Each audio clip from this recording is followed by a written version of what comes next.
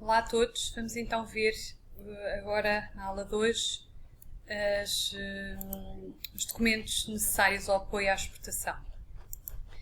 Portanto, podem ser vários os documentos de apoio à exportação, são vários aqueles que acompanham, no fundo, as mercadorias e que atestam em relação a uma série de situações relativamente às mercadorias.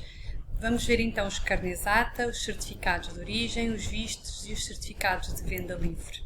Portanto, tem aqui um vídeo, depois podem ver sobre os carnês ATA. Então, o que é o carnê ATA? É um documento alfandegário internacional que permite, no fundo, a entrada temporária das mercadorias em mais de 108 regiões ou países, com um limite de 1 ano e sem pagamentos aduaneiros. Porquê que isto é importante? Porque muitas vezes precisamos fazer feiras, enviar amostras para tentar entrar em novos mercados, mandar material para agentes ou distribuidores que eles possam usar, entre eles para divulgar a mercadoria em mais do que um país. E, portanto, este carnê ATA permite, no fundo, que os processos sejam simplificados relativamente a estes materiais. Portanto, ATA vem das iniciais Admission Admissão Temporária, não é? Dito em português, são duas palavras, vem no fundo da origem das duas palavras em inglês e em francês. Portanto, o que é que este carnê permite ao seu utilizador? No fundo, era um bocadinho o que estávamos a dizer, permite alfandegar os bens, transitar as mercadorias por mais do que um país sem ter que acompanhar sem ter mais documentos a acompanhar. Permite também usar o mesmo documento em várias viagens durante um período de cerca de 1 ano, retomar o seu país de origem sem problemas e atrasos ou impostos alfandegários associados e, no fundo, isto funciona como um certificado para a autoridade aduaneira. Portanto, e quem é que é elegível, ou que tipo de bens é que são elegíveis para estarem presentes nos carnês ATA? Portanto, tudo o que sejam amostras comerciais, materiais profissionais, mercadorias para expor em feiras, como já vos referi, espetáculos, exibições, outro tipo de ações similares a estas. Portanto, tem aqui uma lista mais ou menos comprida de vários materiais, como sejam computadores, veículos, ferramentas, joalharia, se estivermos a falar de joias de disposição, material fotográfico, todo material de apoio a ações comerciais, equipamento médico, catálogos, vestuário, máquinas industriais, instrumentos que tenham a ver com o apoio, stands, portanto tudo aquilo que tenha a ver com o apoio à atividade que seja temporária e que tenha a ver com a divulgação comercial. Certificados de origem. O que é isto? No fundo, o certificado de origem, como o nome indica, é um documento utilizado para as relações de comércio internacional, no fundo, que atesta a origem dos produtos que estamos a comercializar. Portanto, no fundo, indica efetivamente a origem do produto.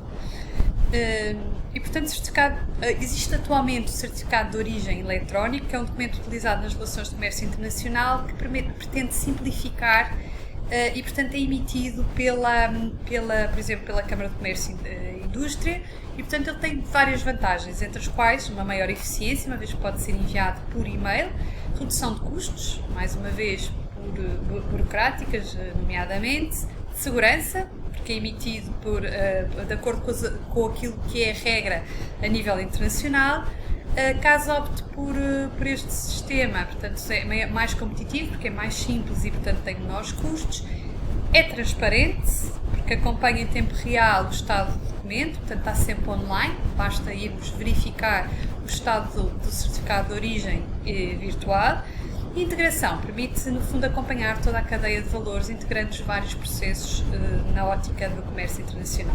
Portanto, para a emissão deste documento, o que é que nós precisamos? Precisamos de uma fatura de exportação, precisamos do documento de transporte, seja por que tipo for, vamos ver mais à frente os vários métodos de transporte e os documentos que são implicados em cada um, e, no fundo, precisamos da prova da origem das mercadorias para que seja emitido este certificado. Portanto, aqui está um exemplo da determinação de origem, como é que pode ser feito, um pedido de certificado de origem, quais são os documentos que devem ser preenchidos com os respectivos dados exigidos, portanto, cá está o formulário completo, tem aqui o link onde podem ver estes certificados. Por outro lado, temos ainda os vistos é a certificação dos documentos também do suporte à exportação, no fundo permite-nos validar o envio das mercadorias. E temos ainda os certificados de venda livre, no fundo é a indicação de que não existe qualquer restrição comercial ou da qualidade no país de origem, por exemplo, patentes, exclusividade de distribuição, que impeçam a circulação destas mercadorias. Portanto, isto é muito importante e são alguns dos documentos que devem acompanhar todo o processo de exportação.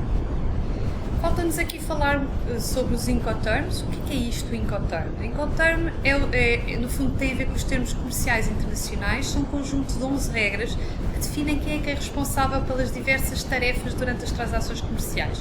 Como sabemos, as mercadorias são produzidas e depois devem ser enviadas, tendo um processo logístico até fazer chegar ao seu destino, portanto ao mercado final. E portanto, de acordo com isto, temos então a produção, os vários meios de distribuição, não é, que possam ser exigidos durante o transporte até ao destinatário final. E portanto, de acordo com os vários processos, os vários intervenientes, os Incoterms o que fazem é regulamentar toda esta cadeia de intermediários desde o produtor desde o exportador até ao importador da mercadoria. E, portanto, podemos ter, de acordo com o interveniente e de acordo com a responsabilidade, uma série de Incoterms criados. Porquê é que eles são importantes? Porque permitem, não é? Porque eles são reconhecidos e aceitos da AZ, não é? Da Austin a Zanzibar, aqui uma brincadeira com o termo, e portanto é uma exigência em cada fatura comercial. Os Incoterms diminuem assim o risco de problemas na compreensão dos custos potencialmente que possam existir de fazer chegar o produto do exportador ao importador. E portanto especificam todas as tarefas, riscos e custos associados à transação e ao envio dos bens do vendedor para o comprador. E portanto temos esta série de Incoterms de acordo com a responsabilidade de cada uma destes intervenientes ao longo do processo.